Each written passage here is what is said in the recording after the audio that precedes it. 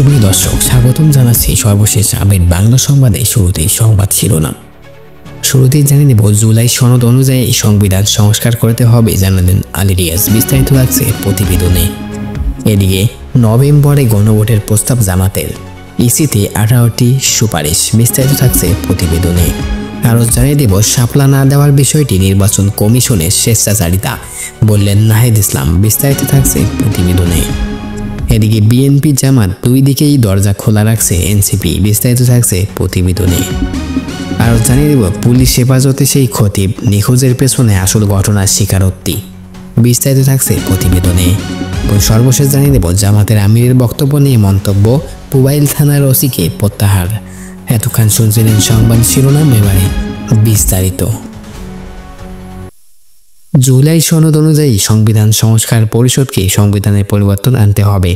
সেক্ষেত্রে চাইলেও আগামী জাতীয় সংসদ তাদের ইচ্ছেমতো সংবিধানের পরিবর্তন, পরিমার্জন, সংশোধন, বিয়োজন করতে পারবে না, এমনটি জানিয়েছেন জাতীয় ঐক্য কমিশনের সভাপতি অধ্যাপক আলী রিয়াজ।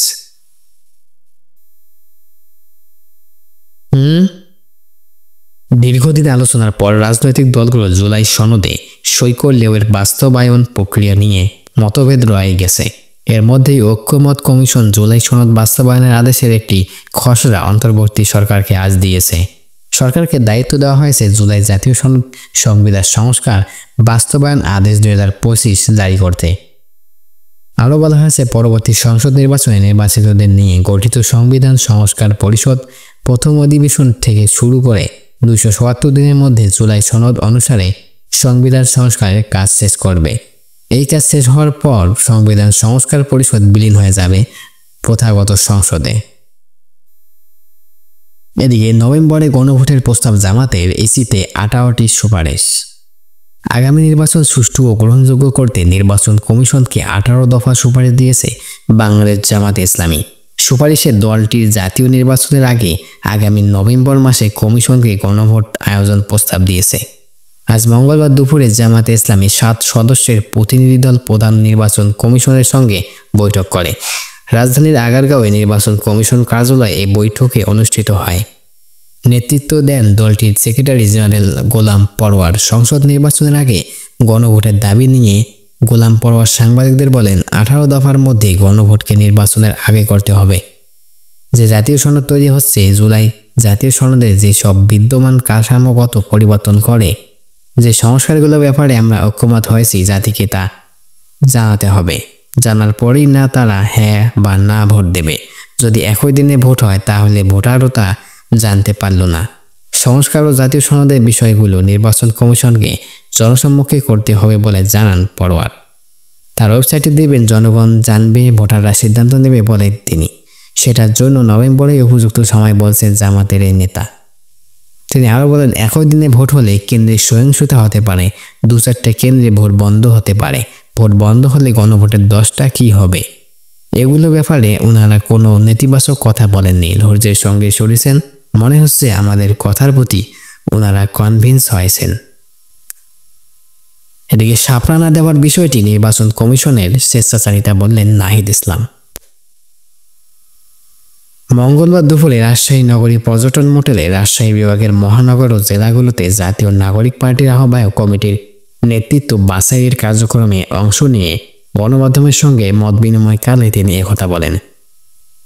নাহিদ ইসলাম বলেন, এটা ঐক্যমত কমিশনের বিষয়, যেহেতু এটা গণভোটে গেলেই চূড়ান্ত হবে।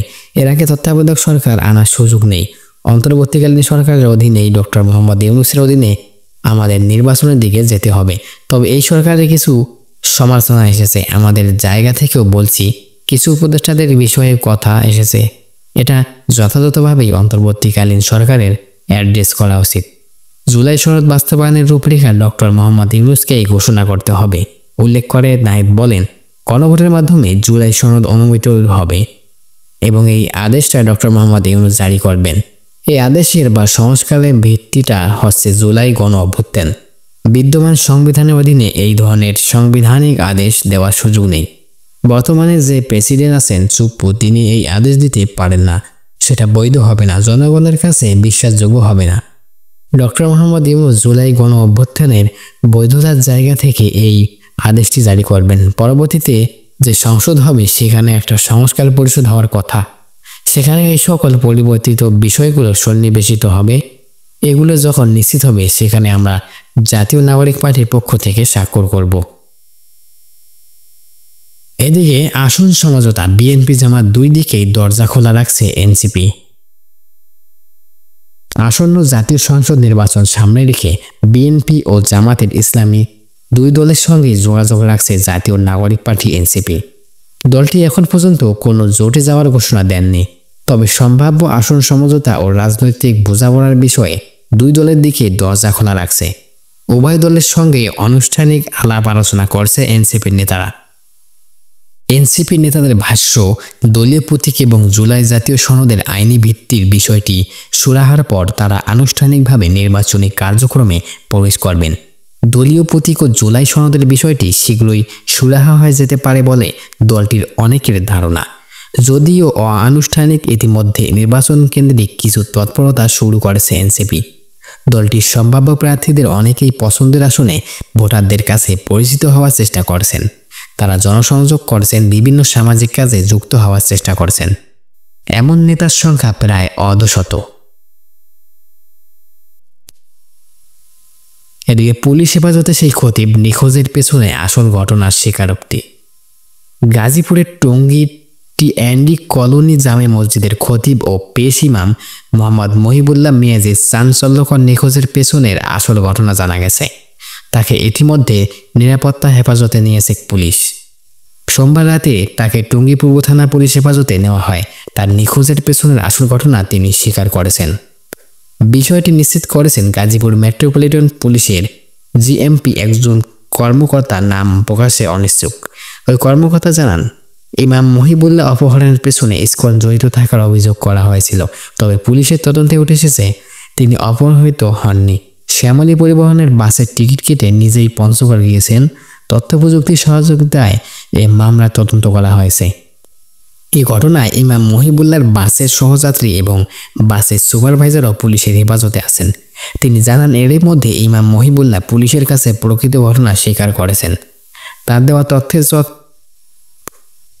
সত্যতা যাচাই বাছাই করা হচ্ছে। আজ তাকে আদালতে তোলা হবে। পরবর্তীতে সংবাদ সম্মেলনে বিস্তারিত জানা যাবে।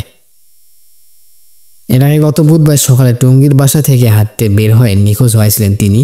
পরদিন বৃহস্পতিবার সকাল 6:30টার দিকে পঞ্চগড় সদর ইউনিয়নের সীতাগ্রাম হেলিপ্যাড এলাকায় পঞ্চগড় বাংলাবান্ধা মহাসড়কের পাশ থেকে শিকল বাঁধা অবস্থায় তাকে উদ্ধার করা হয়। এই ঘটনায় টঙ্গী পূর্ব থানায় একটি অপহরণ মামলা দায়ের করা হয়েছিল। এদিকে খতিব মহিবুল্লাহ মিয়াজির নিখোঁজ হওয়ার বিষয়ে নতুন তথ্য দিয়েছেন আল জাজিরার সাংবাদিক জুলকারনাইন সাইম শামী। তিনি জানান, মহিবুল্লাহ মিয়াজি নিজের অপহরণের বিষয়ে যে বিবরণ দিয়েছেন সিসিটিভি ফুটেজ বিশ্লেষণ করে তার সঙ্গে মিল পাওয়া যায়নি।